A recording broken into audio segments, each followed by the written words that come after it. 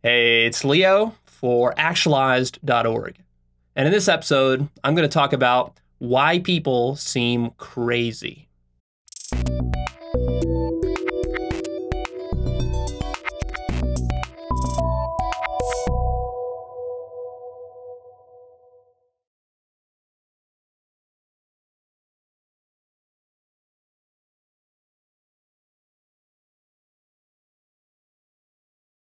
This topic here is a lot deeper and more profound than you might initially think just from hearing the title. This is one of those foundational topics. What I want to do here is I want to convince you to change your model of people. And you do have a model of people. You use this model to explain why people are the way they are. You also use this model to dismiss certain people, certain individuals, or certain groups of people entirely. And by doing so, you rob yourself of some important understanding, and also you agitate yourself. So this is an important and quite practical matter to look into, but we have to look into it at a very fundamental level.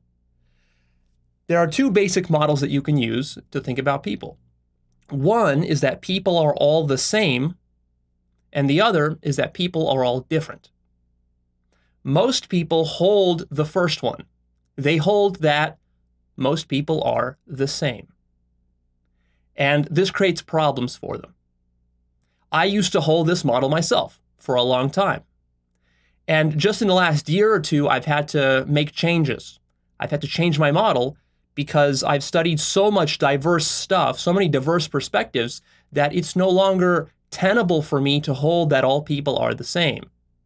It just doesn't hold up to empirical facts, especially when you start to study the edge cases of human beings. This model sits very deeply in your mind. Usually you don't think about it. It's there as a default position. And of course, our modern 21st century culture likes to tell us that everybody is equal because we have this drive towards democracy, towards egalitarianism, and that's a good thing. We don't want to go backwards on that. But one of the bad consequences of that is we start to look at everybody as though they are wired like us. And this is an assumption which turns out to be false. So let's explore this sameness model. I'm going to call it the sameness model, and then I'm going to call the other one the difference model throughout this episode. So let's explore this sameness model and what it really entails and what its full consequences are. The problem is that we don't really understand the consequences of some of these paradigms that we adopt unconsciously. The sameness model basically says that, hey, I'm a person.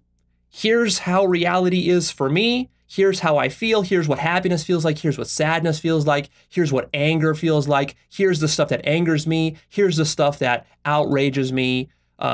Here's the stuff that hurts me, all this kind of stuff. And then I basically think that everyone else must be the same way because, hey, we're all human beings. It kind of makes sense that human beings basically all function the same. After all, we do communicate with each other and we're able to make that work.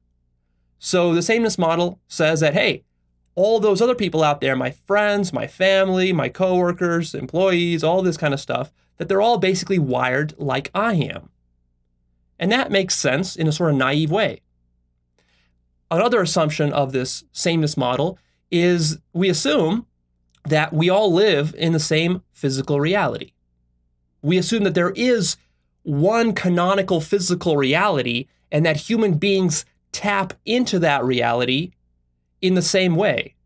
And so that this one reality is responsible for all our sensations and perceptions, and that's why everything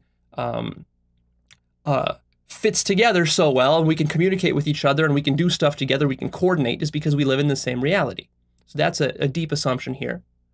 It should already ring some bells for you that when you make an assumption that's this grand, you better have some proof to back that up, because it might not be the case that reality works that way.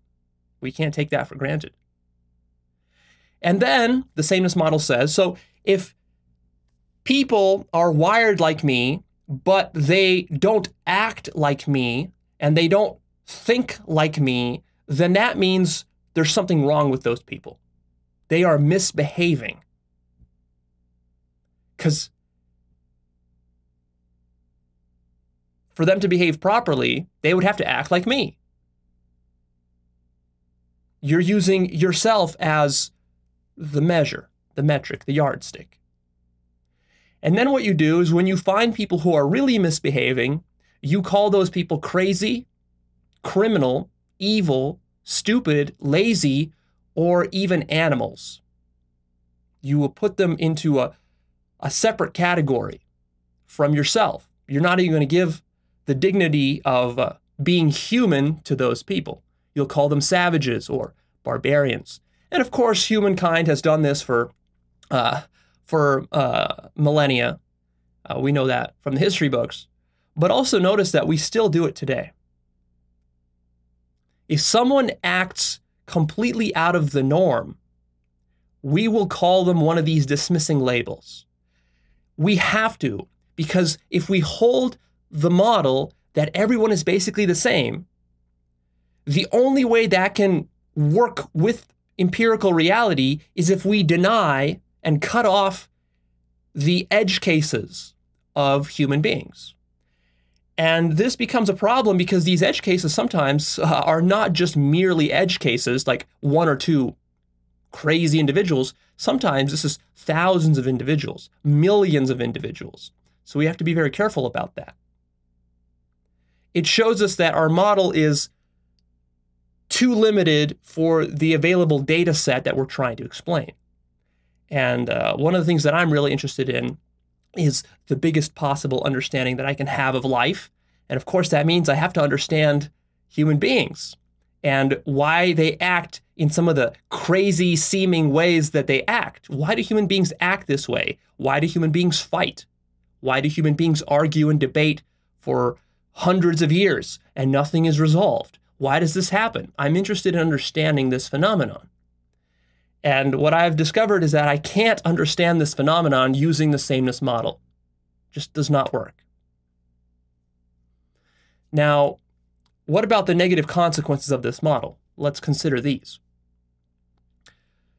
The negative consequence of having this limited sameness model is that it leads to a fundamental misunderstanding of people. It puts us into an adversarial relationship with foreigners. And by foreigners, I don't just mean people from third world countries or some indigenous tribes in the rainforest somewhere. Of course, those are foreigners to us, and usually we crinkle our nose at their customs and their habits and behaviors. That makes sense. But as foreigners, I'm talking about something more broad here. I'm talking about anybody who basically isn't wired to think and behave like you. You will consider that person a foreigner, and you will not be able to successfully interact with that person because you're not going to be able to appreciate and understand their perspective. Because you basically believe that all human beings have the same fundamental perspective on life, with minor differences. Sure, you allow for people to have different beliefs, different opinions. Within reason, you allow that. But if someone has a radically different perspective on reality, your model doesn't allow that. You see, and that becomes a problem because in reality, people do have radically different models of reality and perspectives than you do. And a really poignant example of this that I like is even in your own family, this can happen. So for example, if you're a father or a mother and you have a child, your child most likely will come out and have a similar perspective to you and will be wired mostly like you. And in that case, this problem is not so obvious. But it's also possible that the child could be wired very differently from you. For example, they could have a different sexual orientation than you do. They could have a mental illness. They could have depression, or they could have anxiety. They could have physical addiction problems with alcohol, with drugs. And these things could be part of their actual brain wiring, part of their brain chemistry. They can be schizophrenic. They can be retarded. So all of these are just minor examples of the radically different wiring that your child could have, even though they have the same genetics as you, basically. But the way those genetics are expressed can be very different in practice. And what will happen there is that now you're going to have a problem as the parent, because you're going to try to educate and teach that child the way that you were taught by your parents and the way that you think is right. But see, you're coming from your own perspective, and you're not going to be able to get along with this child because you're not going to appreciate its needs, its fears, its anxieties, and its perspective on the world. And so, of course, that will lead to a very troubling relationship and cause you a lot of suffering. And now that's just one poignant example. Now take that and extrapolate that out and start to see that this could happen not only with your child, but also potentially with your spouse, with other members in your family, with distant relatives, with your boss, with your employees, with the students that you teach if you're a teacher, with your customers, with your favorite role models. These people could all be wired differently than you. So making the assumption that they're wired like you and that you can communicate with them in the way that you would communicate with yourself or with a peer group who is very similar to you that you've surrounded yourself with, that's a dangerous mistake. You can see how that can create a lot of friction and a lot of problems, simply because your model doesn't accommodate for the fact that, hey, this student that I have, or this particular family member, or my boss, they really are living in their own separate bubble, their own reality. And I need to be, to a certain extent, accommodating of that. I don't need to live in their reality myself, but I at least need to be able to step in their shoes and see life from their perspective. Otherwise, we're going to have irreconcilable differences. And this, of course, is where tribalism comes from. So tribalism is this idea that humans surround themselves with their little tribe of like-minded people who are all wired the same, all believe the same, all act the same, and then they go to war with neighboring tribes who act a little bit different. So this is happening, of course, on the collective level, and it's leading to a lot of war and violence everywhere around the world. So that's a problem. But then also it's a problem in your personal life, because what this leads to is a lack of acceptance and compassion for people who are radically different than you. Because fundamentally, you expect everyone to be like you. And if they're radically apart from you in their opinions and in their behaviors, you're going to think that they are less than you, or perhaps not even human. Or you're just going to dismiss them as, oh, just some crazy, deluded person. Not realizing that maybe there's something of value to understanding their worldview, something you could learn there. So the negative consequences here are that it creates frustration for you, it creates anger, it creates blaming, criticizing, creates hostility, arguing, debating, and ultimately violence, and could lead you to committing evil upon such people, to mistreating these people. Because as soon as you label someone as crazy or criminal or an animal or lazy or deluded, this now opens the door for you to treat them very poorly. And we see how this has played its course throughout human history. This is one of the chief causes of all of the evil that has been perpetrated by human beings upon human beings, is because of this problem right here. And you see that throughout history, as humanity has evolved and we've become more democratic, generally speaking, our minds have also opened. We've become more tolerant of a cosmopolitan perspective. And as we do that, we're able to get along better. And also, we feel better about ourselves, because when you are no longer fighting to maintain your little sameness model of humanity, and you open up to a different, larger, wider perspective, then you no longer need to be defending your position so much, because you've already seen that your original position wasn't tenable and you've given it up and you've broadened your perspective, and now your perspective fits empirical data much better. So what's the alternative to the sameness model? It's the difference model. And what this entails is recognizing that every individual is genetically unique. Recognizing also that there is enormous genetic variety among humans. And not just between races and ethnicities, but also genders, but not just genders, between individuals. So I have an episode that I shot in the past a while ago called Masculinity versus Femininity, where I talk about basically a similar issue that I'm talking about here, but there it was confined to men and women. And the whole point of that episode was to show you that there actually are physiological and neurological differences between men and women. Their brains are actually different, physically different, and that this results in different behaviors, different psyches, different attitudes, different emotions, and so forth. And that this is very important to understand if you're going to have a successful relationship with the opposite sex. And that a lot of couples get into trouble because they expect their opposite sex partner to be just like them. And they try to turn them into a man or a woman when they need to be the opposite. They need to be allowed to be themselves. So that was an important episode there. But now we're broadening the lessons there, and now we're applying this to all of humanity, to individuals. On an individual level, you need to start to recognize that every individual is different. People have different personalities. People have different body types. People have different strengths and weaknesses. People have different desires, aversions, and fears. People have different abilities, motivations, different levels of self-discipline and pain tolerance.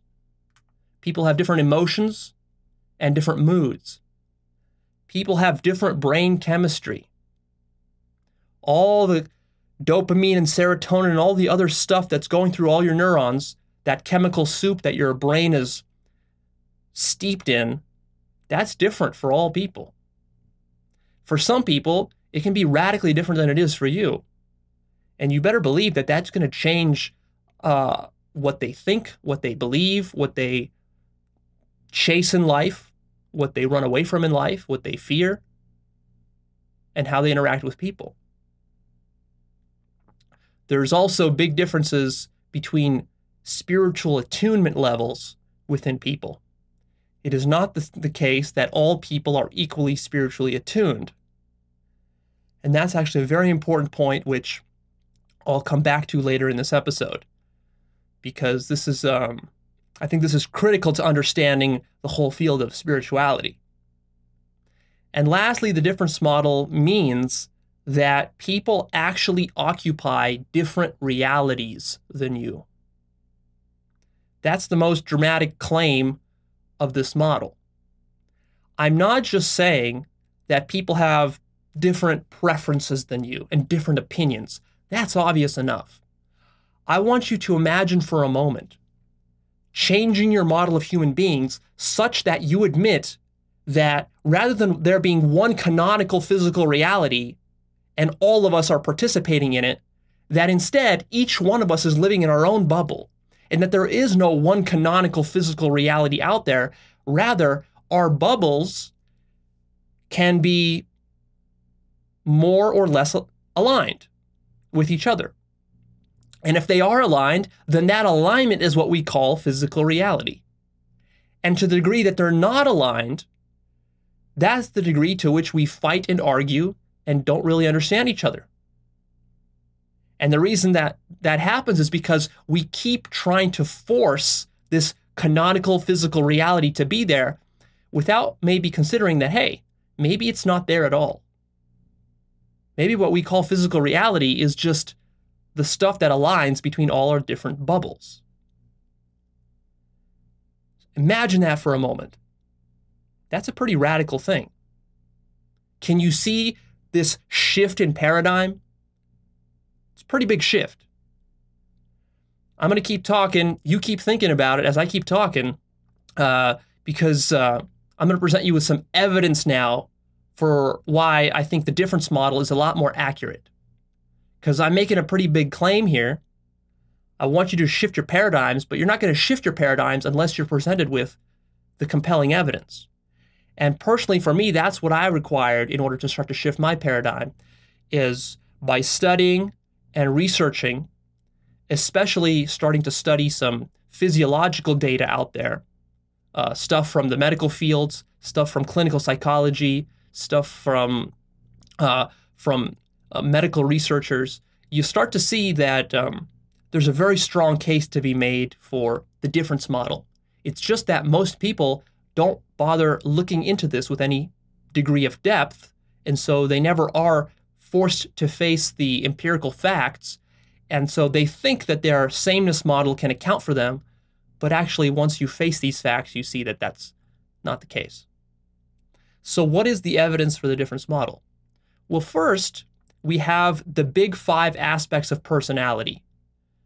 So psychologists and researchers have discovered over the last 50 years that there are basically 5 aspects to human personality, 5 really big ones. And these are like axes or spectrums across which we can map most human beings fairly accurately. And this is a very good predictor of their behavior and the things that they pursue or avoid in life. And this is very illuminating. I haven't talked about this before, and this warrants its own whole separate episode just on these 5 big aspects of personality, but let me give you a quick nutshell summary of it here. So what are these 5 aspects? Firstly, it's extraversion, and that's a scale, so it ranges from extremely introverted to very extroverted. We call that extraversion. The next one is agreeableness. The next one is conscientiousness. The 4th one is neuroticism, and the 5th one is openness. And all of these are scales. Now, these are the 5 big aspects, and you might be wondering, well, what does agreeableness mean exactly, and what does conscientiousness mean, and so forth. Let me break this down into subcomponents, because actually this is what the researchers have done. There's the 5 big aspects, and then each one has like 5 more sub-aspects to it, which are also scales that you can plot yourself on, and this gives you a good idea of what the original 5 aspects are all about. So for extraversion, we have friendliness, gregariousness, assertiveness, activity level, excitement seeking, and cheerfulness. These are also all scales, and these are the subcomponents that make up extraversion. And you can rate yourself differently on all these scales. There are actually assessments that you can take. They're semi-scientific like assessments. You can take them online, and you can map yourself, and you can see what are all these different characteristics and how do you align on those. And you can see how your family members and your spouse and your girlfriend and boyfriend and all this align. And then that becomes very eye-opening and revealing, because you can see the differences there. And that explains a lot of why you don't think alike and why you don't behave alike. So the next aspect is agreeableness, and this one is broken up into the following subcomponents: trust, morality, altruism, cooperation, modesty, and sympathy. Next, we have conscientiousness, and this one breaks down into self-efficacy, orderliness, dutifulness, achievement striving, self-discipline, and cautiousness. Then we have neuroticism, and that one breaks down into anxiety, anger, depression, self-consciousness, immoderation, and vulnerability. And lastly, we have openness, which breaks down into imagination, artistic interest, emotionality, adventurousness, intellect, and liberalism. So those are quite a lot of factors. Now, what you can do is you can take this assessment, and I'm actually going to have a link down below to a free assessment online that which you can go take, and you can rate yourself not only on the big 5 aspects, but also on all the minor subcomponents as well, and that can be very illuminating to discover where you fit on that scale. But the reason I'm talking about these big 5 aspects is because I want to present this as a piece of evidence for why the sameness model doesn't work. We know from lots of testing over the last 50 years that human beings map very differently onto all these different subcomponents, and that this explains a lot of their behavior. And you can see that these personality aspects are quite significant, because a person, for example, who's high in neuroticism is going to see the world very differently from a person who is low in neuroticism. because your emotions color and filter what you see. And in fact, they shape your reality. They construct it. A person who's high in openness is going to have a very hard time cooperating with someone who is low in openness, because the person high in openness is going to be daydreaming and having all sorts of flights of fancy and imagination. He's going to be very philosophical and artistic and emotional and adventurous and very liberal, whereas the closed person is going to be very conservative, very traditional oriented. He's not going to want to listen to your philosophy and your crazy cockamamie schemes and ideas. He's just going to want to, obey his religion and his belief system. And how are those two people going to get along? You can see that that's what creates the divide between liberals and conservatives. So this explains quite a lot. This doesn't quite say that we all live in completely separate realities. We need some stronger evidence to make that claim. But this already starts to tell you that you can't treat everybody the same. Chances are that your spouse has a different set of personality characteristics than you do. And if you're not aware of this, you and your spouse are not going to get along very well. At least when you understand what the problem is, what the source of the friction is, then you can say, okay, let me step back for a second. Let me start to maybe appreciate that person, not for just being a bitch or an asshole, but for just being a different person. And that's part of what life is about, is that I'm this way and she's that way or he's that way, and we need to learn to get along. And maybe I can learn to appreciate the differences. Maybe there's something about her perspective or her qualities that I've been denying, and I've been trying to get her to be like me, but maybe I can let that go and just say, I can appreciate that person's neuroticism a little bit. Even though I don't like how crazy and emotional she is, I can appreciate her neuroticism. I can see where she's coming from. Because the interesting thing about these personality characteristics is that there's no one good one and one bad one.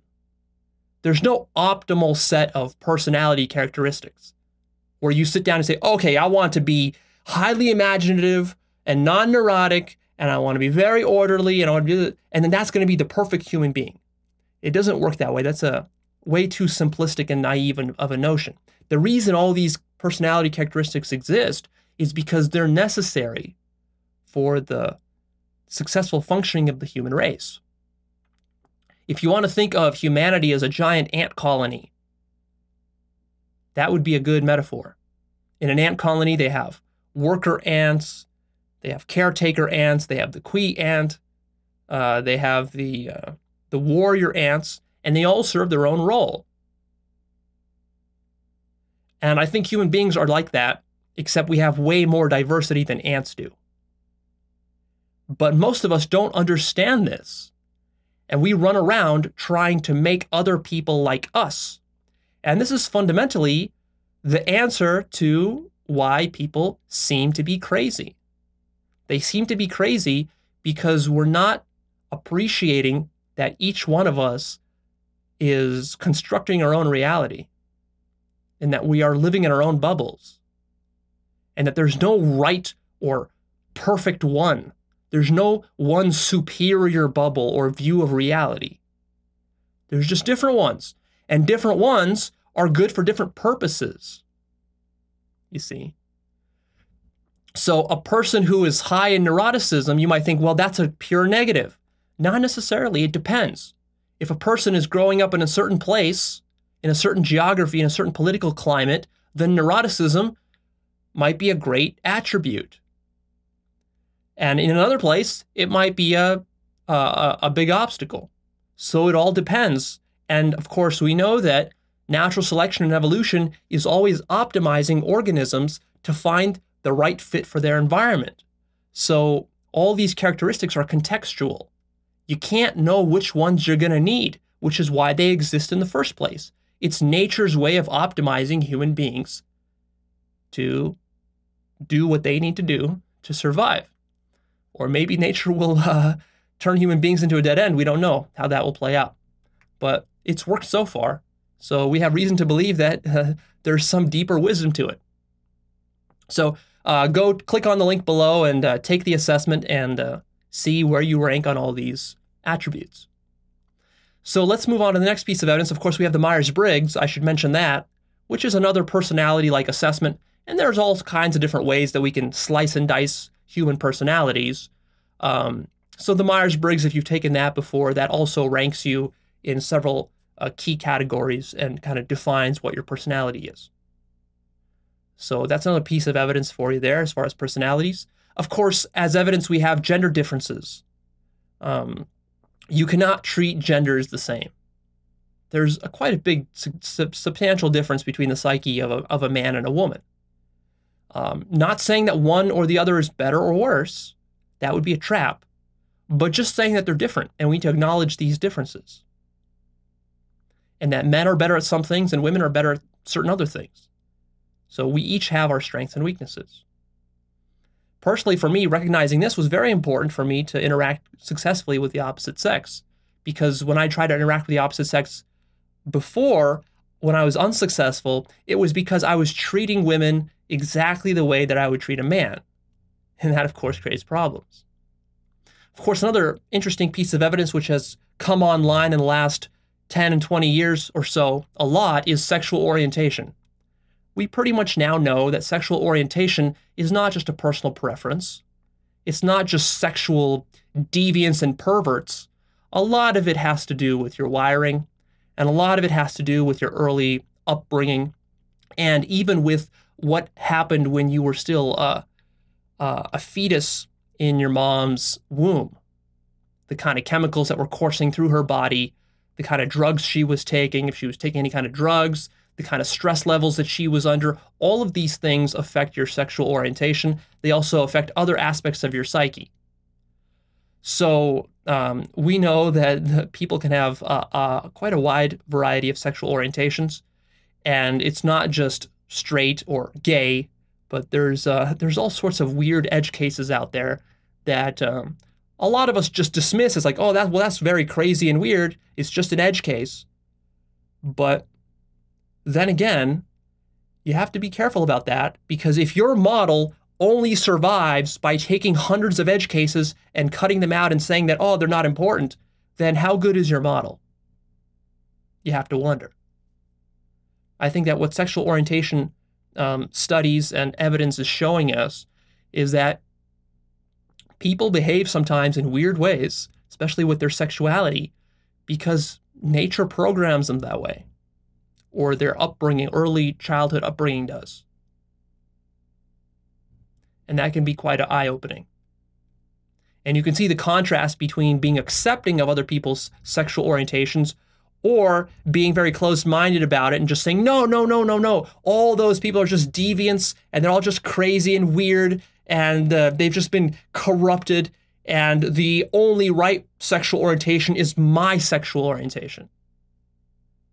You see, isn't it interesting how you always judge other people relative to your one correct position? You never assume that your position is wrong. You always assume that it's right. It's very interesting. Rather egocentric. Another piece of evidence is addiction potential. So through the last 50 years, we have a lot of good, high-quality clinical and psychological evidence and medical evidence that addiction is not just a bad moral behavior. That addiction is actually wired in the brain, and that different people have different potentials for addiction. People have different potentials for alcohol addiction, drug addiction, opiates, and so forth, and sexual addiction, and other things. And that for some people, drugs, alcohol, and sex present much bigger addictions than they do for most people. And that's not because they're bad human beings or they're misbehaving. It's simply because there's different wiring, different chemicals in the brain. And that stuff matters a lot. So if you have a child, for example, who has a drug problem, rather than treating that child as like, oh, you're a bad child, you're misbehaving, that would be coming from the sameness model, right? Because when you're criticizing and condemning your child for doing drugs, the reason you're doing that is because you're assuming, without recognizing it, hey, you should be like me. When I was a kid, I didn't do any drugs and it was easy for me. Yeah, but that's when you were a kid and you were you. You have your genetics, you have your wiring, you have your upbringing. Your child, don't assume your child is just like you. They might have different genetics. They have a different environment. They had a different set of conditions when they were growing up. And all that makes a big difference. So from the difference model, the way you would treat your child, of course, you might still not want them doing drugs. But you would look at your child and say, I understand your drug problem. I understand that for me, drugs are not a problem, but for you, it seems like they're really a problem because you keep getting addicted to them over and over again. And no matter, how much you're suffering, you're still addicted to them. So clearly there's something going on there. It doesn't look like you're just doing it for fun because you can see the bad consequences of this and yet you're still hooked. So see, you're taking a more broad, more compassionate approach to this child that you have, not just browbeating them and telling them to be more like you, which is a mistake that a lot of parents make. And, sexual orientation is another one of these things where we like to demonize people. We like to say, oh, that person's a child molester, and this person, he has some weird sexual fetish, and that person is an addict, and this person can't stop, and this person da-da-da-da, all this kind of stuff. And we cast these people as deviants or criminals, and we lock them up. Well, we have to be careful about that, because like what they find with sexual predators and child molesters and so forth is they find that these people, they really can't help themselves in a lot of cases.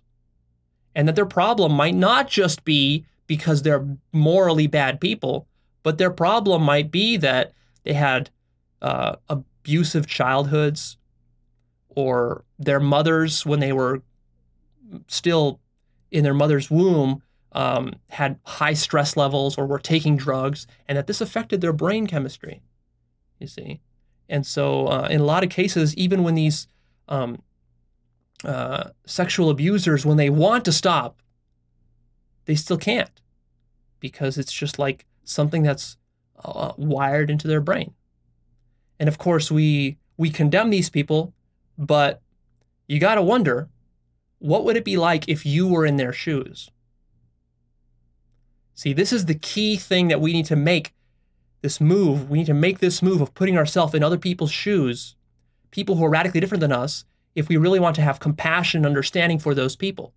Imagine, for example, if your own child was a sexual predator and he wanted to stop, but he couldn't because of some past trauma or some brain dysfunction.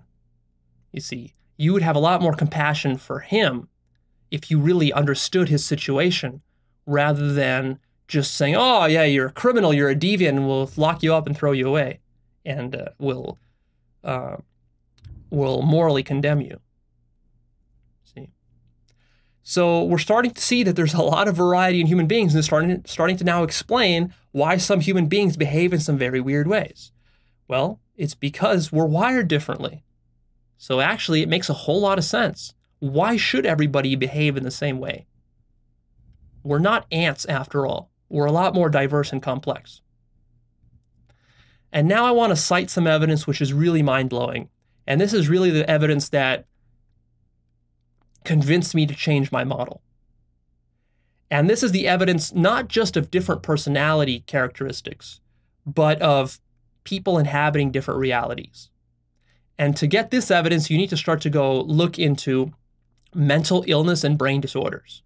So mental illness like schizophrenia, and brain disorders which happen with people who have strokes and physical trauma to the brain from car accidents or mining accidents, this sort of stuff. This is a very interesting and rich field of study. In fact, I just recently added a book to my book list which explains a lot of these interesting brain disorders. It was written by a medical doctor who has a clinical practice, and he specializes in the rarest brain disorders in the world. And so people come to him from all over the country and all over the world with their weird, very rare brain disorders, and he helps to diagnose them and to treat them. And he specifically deals with a lot of head trauma from car accidents and people who have strokes, where some part of their brain completely dies off, like one of their hemispheres dies, there's bad wiring in there, maybe there's cancer in there, like a tumor, or just a car accident broke something in the brain.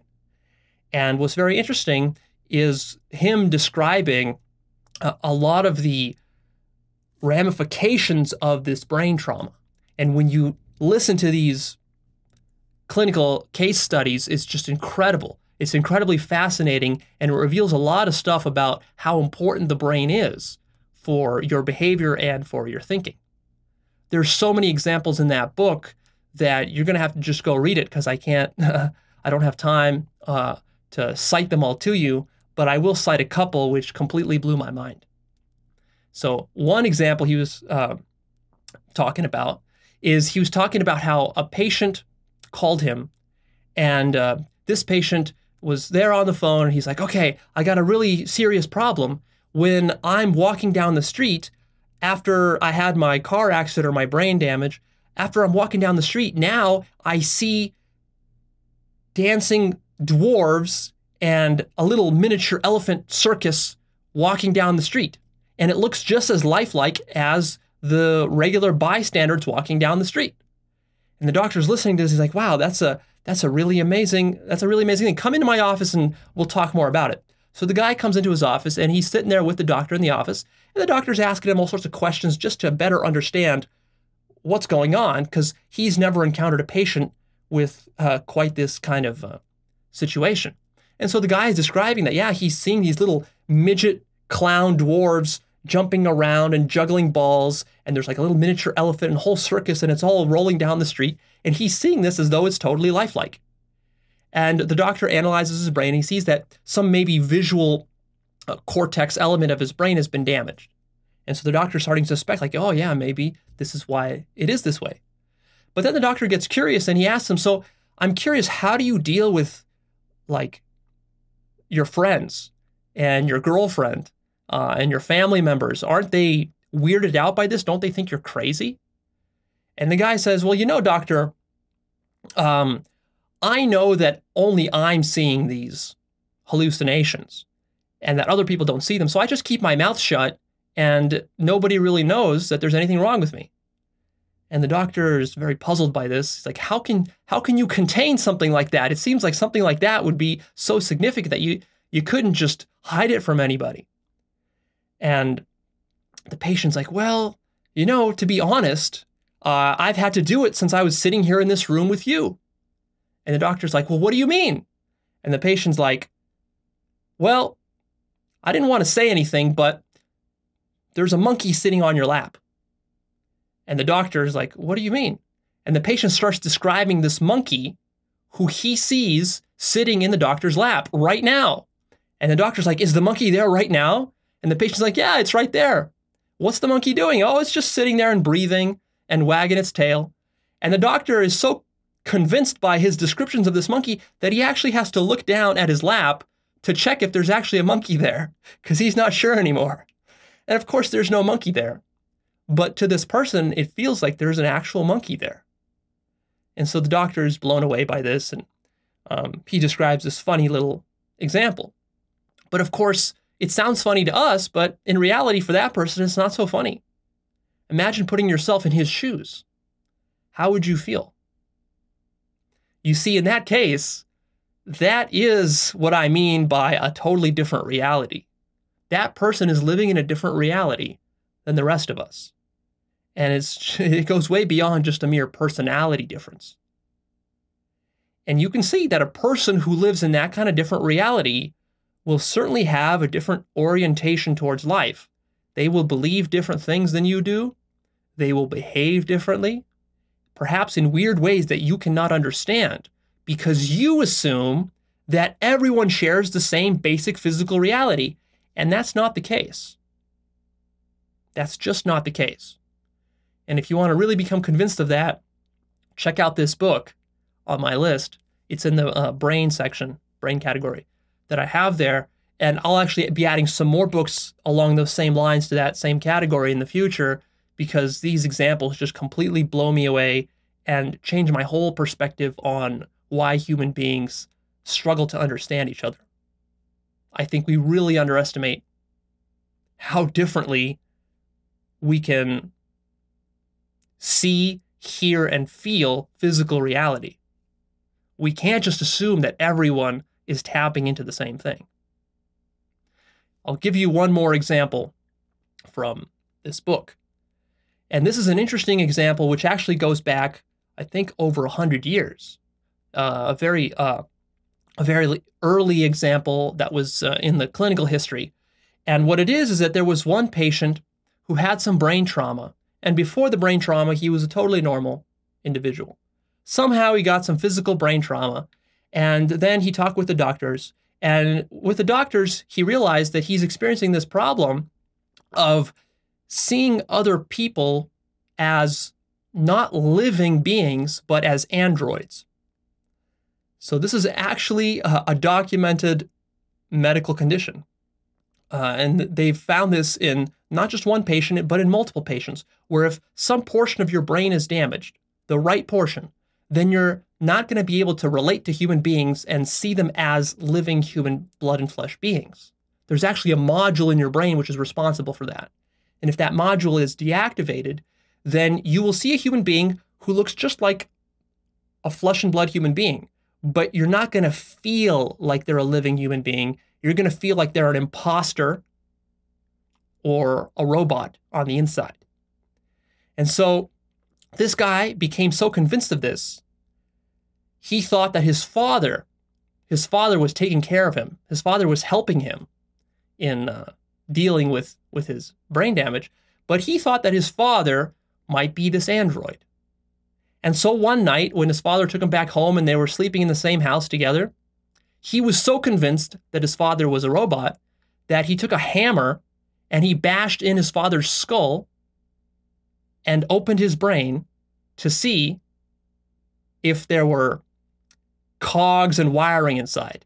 And when the police came to arrest him for killing his father, and they asked him, "What the hell are you doing bashing in your father's skull with a hammer?" he said, "Because he was a robot and I needed to find out." See, now this is a case that we would often just dismiss as, well, that's completely insane. But like I said, we've documented multiple examples of this where people have these sorts of conditions. And it's been traced to the fact that there are certain modules in your brain which are responsible for this. You have modules in your brain which are responsible for you recognizing human beings, for seeing physical objects as three-dimensional objects. You have modules in your brain that allow you to recognize your mother's face or your father's face, and many other examples like that. And if any one of these modules is damaged, there's the wrong brain chemistry or whatever, some neurons are severed, then watch out. Some very weird stuff can happen. Now, these brain disorders, of course, are a very radical example of something that I think is a lot more subtle in most human beings. In most human beings, I think that, of course, most of us don't have brain disorders, but I think we do have slight differences in brain chemistry, slight differences in the genetics which are responsible for shaping the various modules in our brain, and this affects how we see the world. Not in always super radical ways like you're going to see a monkey, but in more subtle ways. And that's why it's so difficult to factor this into your model, because you can never really get inside somebody else's shoes and see or feel the world through their brain, you see.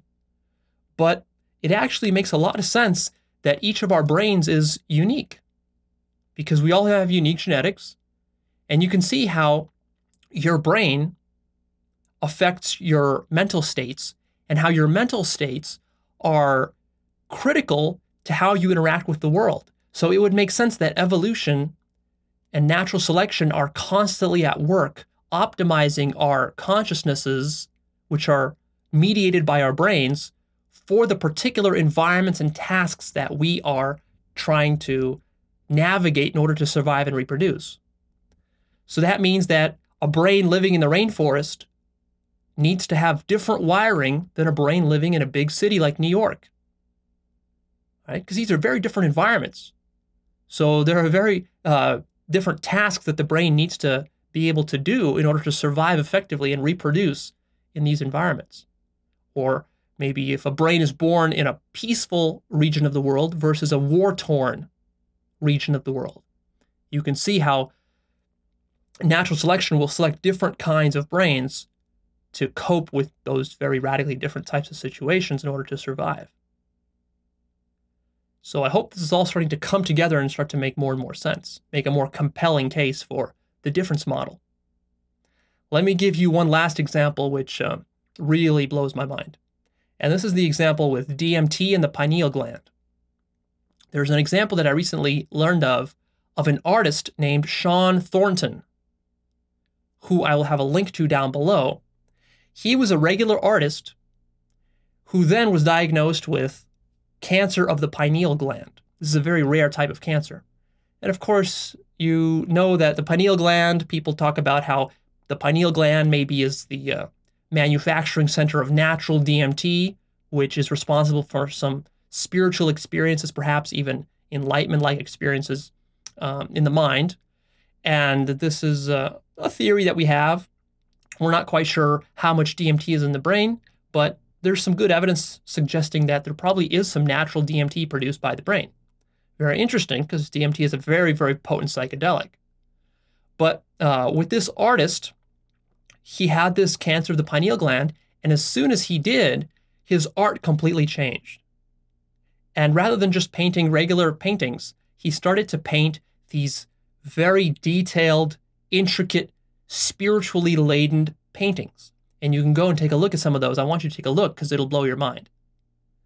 There are these very intricate paintings with all sorts of religious symbolism, and they look like a psychedelic DMT trip. That's what they look like. They're very trippy looking, very colorful, very bright, vivid colors. And so his whole style of art changed. He didn't do this consciously. It's not like he sat down and said, okay, I'm going to change my art style to be more spiritual-like. No, this is just the natural byproduct of what happened when something in his brain changed, the pineal gland, and maybe now started to produce more DMT, which resulted in him starting to see all sorts of spiritual visions. And then he just started to paint those. So check out the link below to look at that. And I also have, I'm going to have a blog post on my blog about it, so you can go check my blog post to get the link there. Which brings me to the very interesting example of explaining why human beings talk about spirituality in radically different ways. This is something that I've been trying to explain for a while now, because this is something that I think that even most spiritual gurus don't have a very good grasp of. And that's because I think that they ignore the genetic component to spirituality. I think that there's a strong genetic component to spirituality. I think that there's a strong neurochemical component to it. And it matters how your brain is wired. And this is something I think you can really convince yourself if you do some psychedelics over and over again. You're going to start to see that human consciousness is really a very malleable thing, and that it is almost perfectly attuned by natural selection for you to be effective at survival and reproduction in whatever environment you find yourself in. And that there's a lot of ways in which consciousness can be, but isn't, because perhaps it's not very useful to you for your survival and reproduction. This is one thing you'll start to notice if you start to do a lot of psychedelics. And you start to notice that a little bit of chemical can make a massive difference in how you see the entire world. Massive difference. The reason that I think that most spiritual people don't really understand the full scope of spirituality is because they haven't studied all the different perspectives on spirituality that are out there. If you do study all the different perspectives in a very fair-minded and objective way, what you realize is that there's so much diversity and variety in the way that traditions and different people talk about spirituality. This cannot merely be explained by the fact that people have different personalities or different cultures that they grew up from, or that they just have different ways of describing enlightenment. Certainly, enlightenment is a common element across all the major spiritual traditions of the world. Certainly. But there are also a lot of other, what I would call edge case phenomena that oftentimes gets ignored or ridiculed as just flights of fancy, as though people are just deluding themselves. What do I mean by this?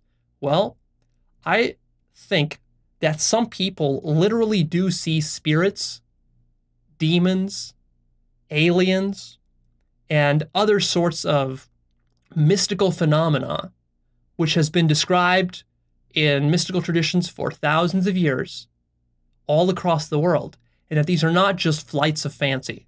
These are not just deluded people.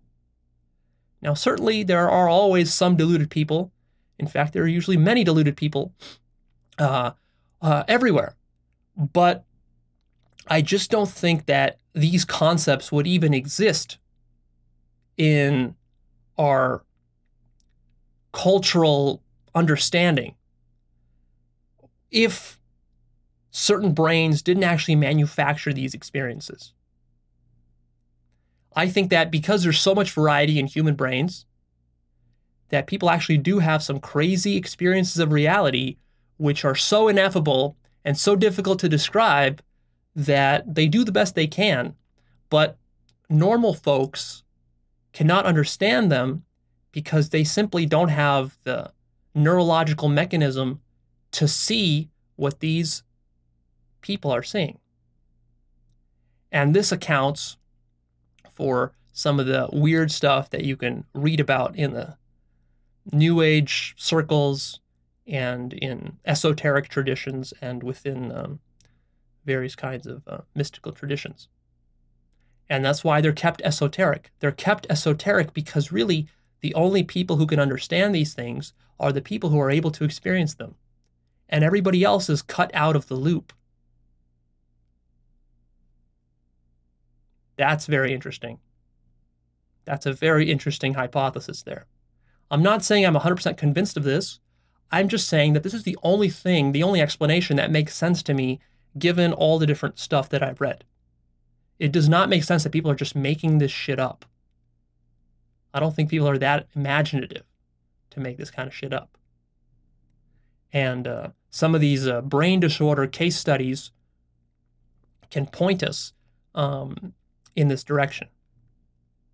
I think that people have different capacities for consciousness, and that this actually explains why most people are not spiritual and most people are not serious about enlightenment, because their brains aren't really wired for it. They're not interested in existential truths. Because, and this makes sense from an evolutionary perspective, because why should they be? It doesn't really help them navigate ordinary life. And so their brains don't care about it. And so they don't pursue it. But a few rare individuals do care about it. And therefore they pursue it. And they pursue it very hard, and they have some massive spiritual attainments. And I think this explains why spiritual gurus like the Buddha or Jesus Christ are quite rare. They're not common day folk, because I think they had different wiring than most people had. And this is something that most spiritual gurus will never admit to you. The standard spiritual line is that, hey, everyone's the same. Everyone has the same spiritual potential. So just go at it, use these techniques, and it'll work for you. But we see that that's just not the case. So few people actually get enlightened. Why is that? If enlightenment is so easy and so simple, it would be extremely common. So the empirical problem we have is we need to explain why less than 1% of all human beings are enlightened. And my explanation for that is that's because they're not wired for it. And that's not the same as me saying they can't, that they're permanently blocked from it. No, not at all. I think that 99% of people can do it, but they won't because they're just not wired to pursue it hard enough to get there. And I think that this pertains not only to spiritual development, but also to more ordinary self-help. A lot of self-help teachers or gurus will like to convince you that, hey, you know, everyone can be successful, everyone can cure their depression, everyone can be motivated, everyone can go out there and do whatever they want. But I think that that's too naive, too Pollyanna-ish. The reality is that some people really struggle with certain aspects of their lives. Some people really struggle with addiction in ways that other people can't even imagine. Some people really struggle with depression in ways that other people can't imagine, and so on. Some people struggle to motivate themselves. Some people struggle to find their life purpose, to find something that's very compelling for them to pursue in their life. And for other people, it's a lot easier. Now, that doesn't mean that you're a lost cause. It simply means that you have various characteristics and you're wired for pursuing certain things in life. And so everyone is a little bit different. And of course, it makes sense that not everyone would be super motivated all the time, or always cheerful, always in a good mood. It's definitely easier for some people than for others. And, you know, sometimes you hear motivational speakers who come out there and give you a great speech about how you should be motivated and excited about life and all this and all that. And then you try to do it and you realize it doesn't work. Well, the reason it doesn't work is because the motivational speaker is speaking from a different position and a different view of reality than you are. But you're assuming that, hey, he and I are basically the same. Well, that's an assumption there that you might have to revisit at some point in your life. Generally, what I find is that people who are very strong in something in life cannot appreciate or understand how this could be a weakness for somebody else. Like, if you take Arnold Schwarzenegger, for him, weightlifting is natural and easy. He loves it. It's just a beautiful thing. He can do it for 6 hours a day. You take another type of person who maybe has low energy, has different brain chemistry, maybe has some low energy because of a thyroid issue, and for him, weightlifting, even just an hour of it, can be a real grind. See, it's a big difference. And for the Arnold Schwarzenegger person, he will look at the weak person and say, oh, you're just being weak and lazy. And maybe he is. In certain cases, of course, people are weak and lazy. But in other cases, it's like, no, he's just not wired for it the way that you were. And that has to be appreciated and understood. Otherwise, you're really misunderstanding the problem. You think the problem is laziness when really the problem is lack of suitability, physiologically and psychologically. And I think that's an important thing to understand. I'm seeing that this model of reality and of humanity explains a lot more of the facts than my old model.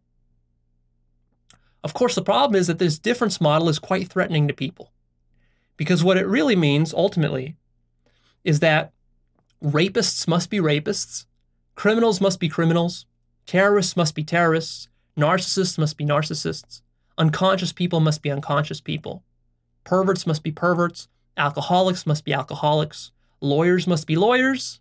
Yes, even those damn lawyers have a reason for being lawyers. Bums must be bums, hippies must be hippies, workaholics must be workaholics, and religious fanatics must be religious fanatics.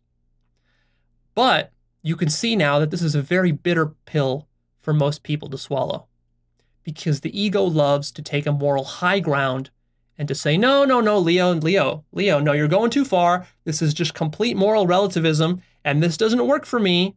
All these people you're talking about, they're dysfunctional, they're bad, they're wrong, they're evil, they're criminal, they're crazy. They're not normal people. They have moral defects, and they need to change, and they need to be more like me. But is that actually the truth? Could it be that you're denying nature? It's interesting that you're taking this position that these things about nature you're saying are wrong, and they should be different. But what if nature is exactly right?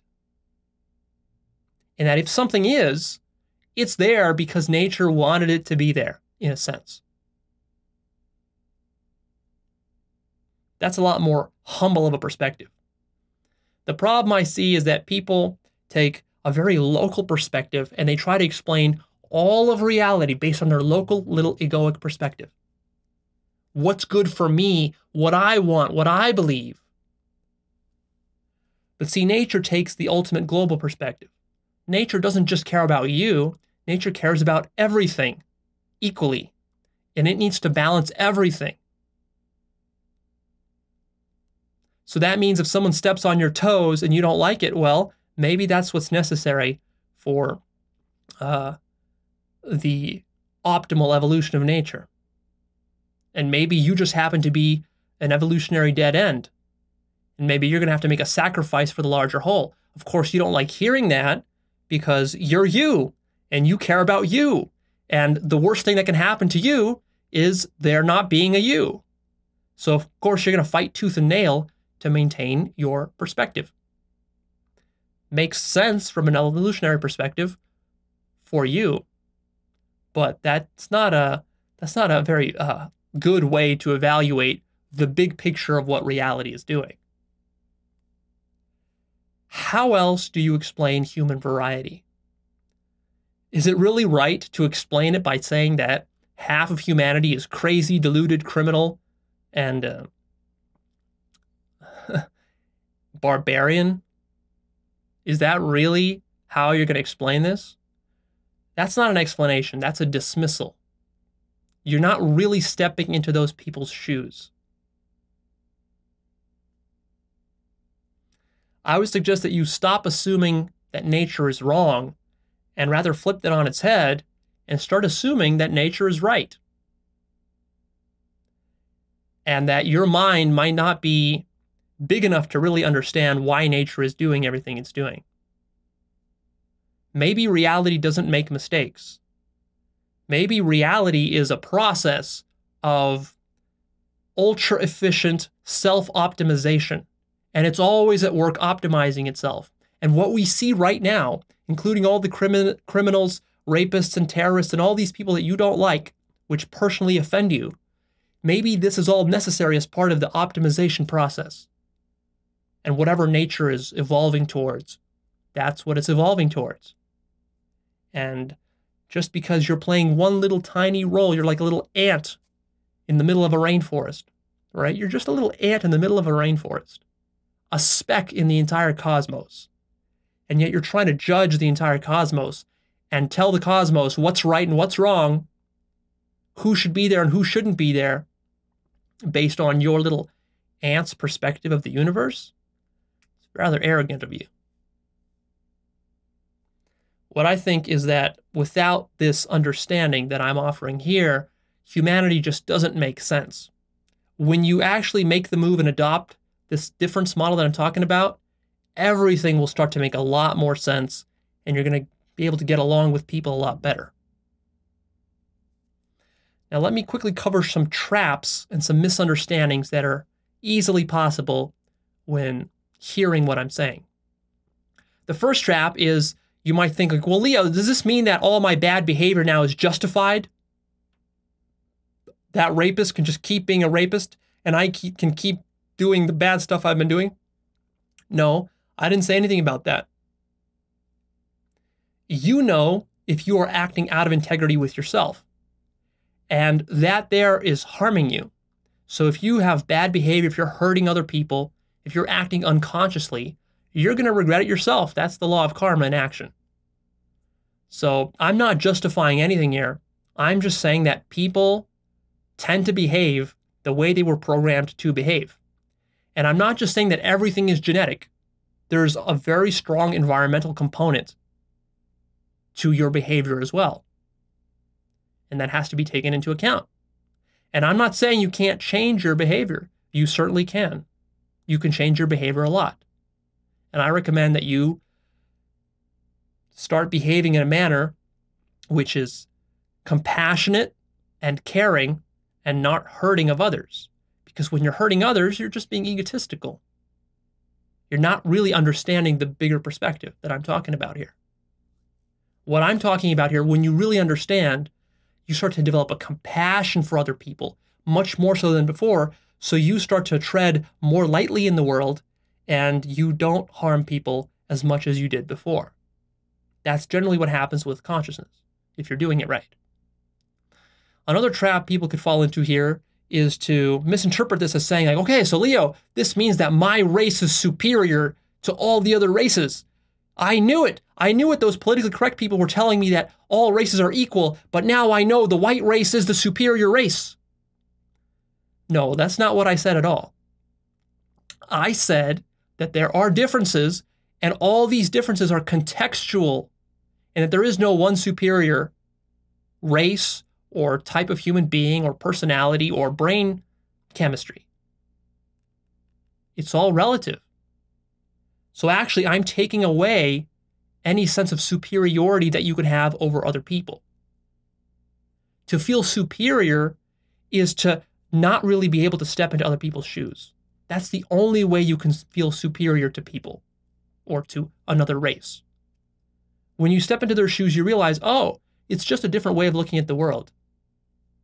It has its pros and cons, just like my way of looking at the world has its pros and cons. Another trap here might be is to interpret this as saying, well, Leo, this means now that my dreams are impossible. I had these lofty dreams of becoming a millionaire or entrepreneur or following my life purpose or becoming like Arnold Schwarzenegger, and now you're saying I can't do it because I don't have the right genetics and I don't have the right brain chemistry. Be careful about turning this into an excuse not to grow yourself. You can grow yourself. Nothing that I've said contradicts that. Yes, it's the case that you have certain strengths and weaknesses. You have to play up to your strengths, and you have to shore up and work on your weaknesses, and you have to be strategic about that. But that doesn't mean you shouldn't dream. That doesn't mean you shouldn't have big goals if you're into that sort of thing. Go for it. It's not impossible. You're still going to have to work very hard, no matter what your genetics are. I'm not saying you're just going to coast to success with genetics. No. Environment's important. Training is important. Learning theory is important. All of it is very important. Your effort is not pointless. Your effort is actually controlled by your genetics and by your upbringing. But that doesn't mean you can just stop the effort and you're going to become some Olympic athlete or championship weightlifter or an amazing actor or anybody like that without a ton of effort. So effort is still required. Another way to misinterpret this is to think of it as like, well, Leo, so this means that I can't become enlightened now. I wanted to become enlightened and now you've shattered my hopes. No wonder I struggle so much with enlightenment. It's because I'm not wired for it. But you see, that's just an excuse. What I'm actually saying is I think that 99% of human beings who are normally functioning and have a fully intact brain are capable of becoming enlightened. It's just that they're not working at it hard enough. You're capable of it. Just work towards it. That's all I'm saying here. Will it be harder for you than for other people? Certainly, it probably will. Will you become a Buddha? Probably not. Can you become a Buddha? Maybe, I don't know. If you want to go to the highest levels of spirituality possible, it might be a lot harder for you than for some. Maybe it'll be impossible for you to access certain things. If you want to see some demons or some aliens, you might not be able to see them because your brain's just not wired for it. Or maybe you take a psychedelic and you do see some. or whatever. Maybe you do some astral projection or some lucid dreaming or whatever, and you sort of tap into that stuff. I don't know. You're going to have to experiment. This is really a field that has not been researched very well. So you have to be open. Don't limit yourself artificially by saying stuff like, oh, I can't do this now and I can't do that now. No, the fact is that you simply don't know what you're capable of until you go out there and really, really, really try. A lot of the stuff that you think you're not capable of doing, which are part of your genetics, actually is just a limiting belief. Like, for example, for most of my life, I used to be overweight. I was 65 pounds overweight. I was very fat. You wouldn't even recognize me. I was so fat. And I used to believe, if you asked me back then when I was fat, why are you fat? I would say it's because of my bad genetics. I was cursed with bad genetics. My parents are fat, so I'm fat. It makes sense. And that kept me stuck for a good long time until I realized that all that is bullshit. And then I worked really hard going to the gym and changing my diet, and I lost all that weight, and I've kept it off for the last 10 years. And it was actually quite easy to keep it off. And I have no fear of falling back into that old lifestyle. I've completely changed. My attitude towards fitness and health has completely changed. So that's an example for you of how it can be dangerous. This idea of genetics can be dangerous because you can use it to justify all sorts of lazy behavior.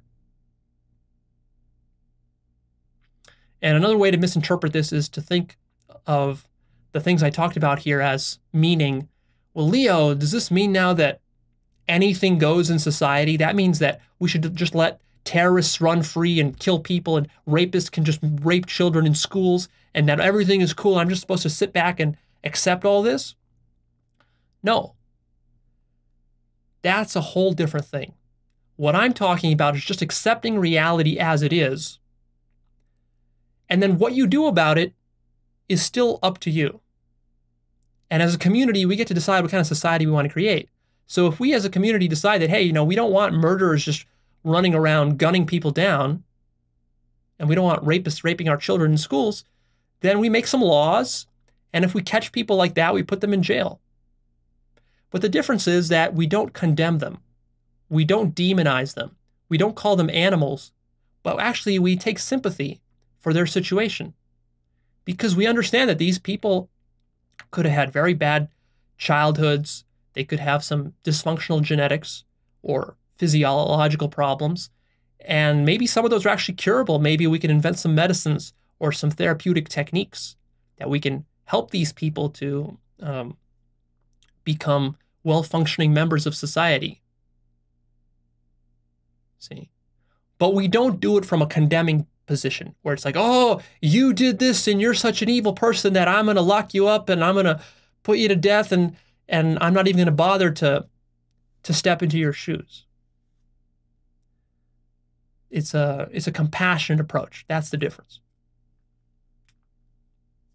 So let me give you quickly some takeaways, some very practical takeaways from everything I talked about in this episode. Firstly, be yourself. Be who you are naturally designed to be. Discover that.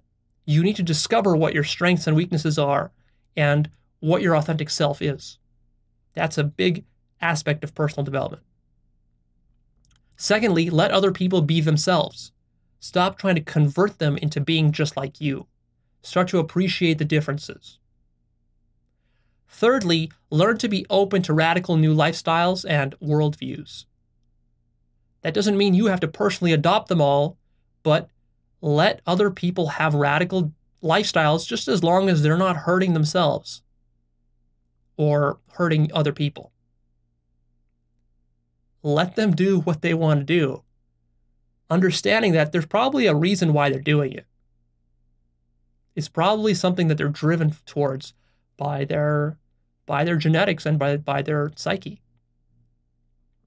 Fourthly, realize that you don't know what it's like to be another person. You don't really know. You're just guessing. You're just assuming.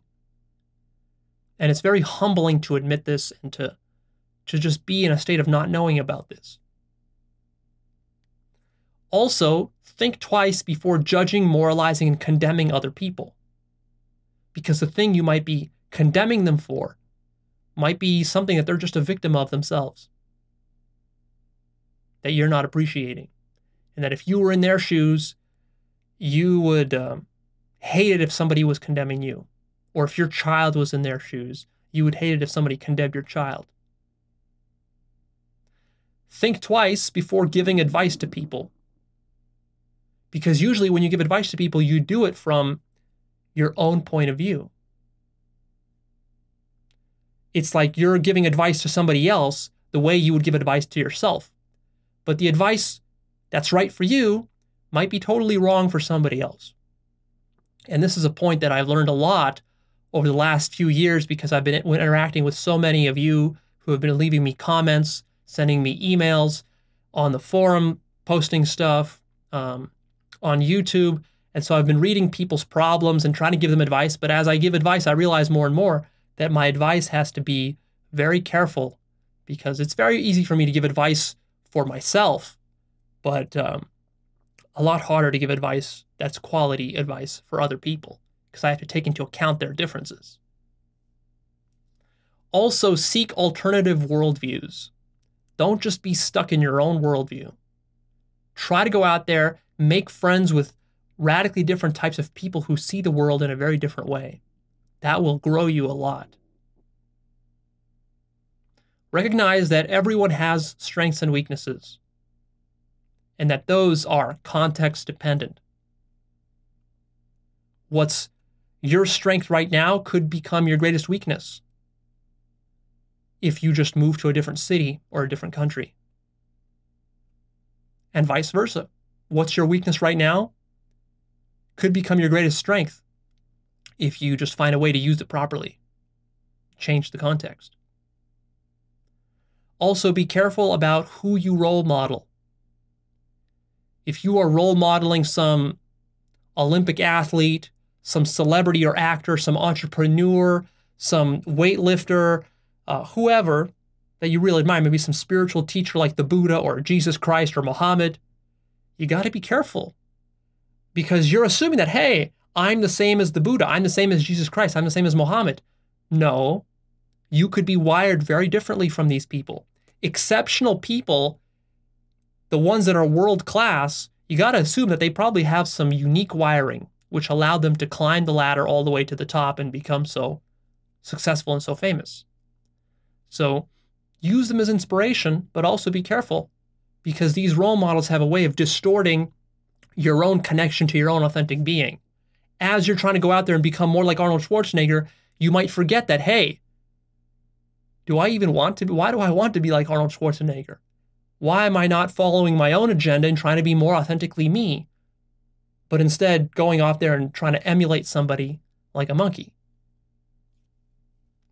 And lastly, craft your lifestyle around your personality type. This is what it's all about. Craft this self-actualization journey around you. Don't just take my advice blindly or any other teacher. Figure out what you need. Figure out what's going to work for you. Discover yourself and then craft your lifestyle around that. People live different lifestyles because they need to, because they have different needs, different strengths, and different issues. That's it. I'm done here.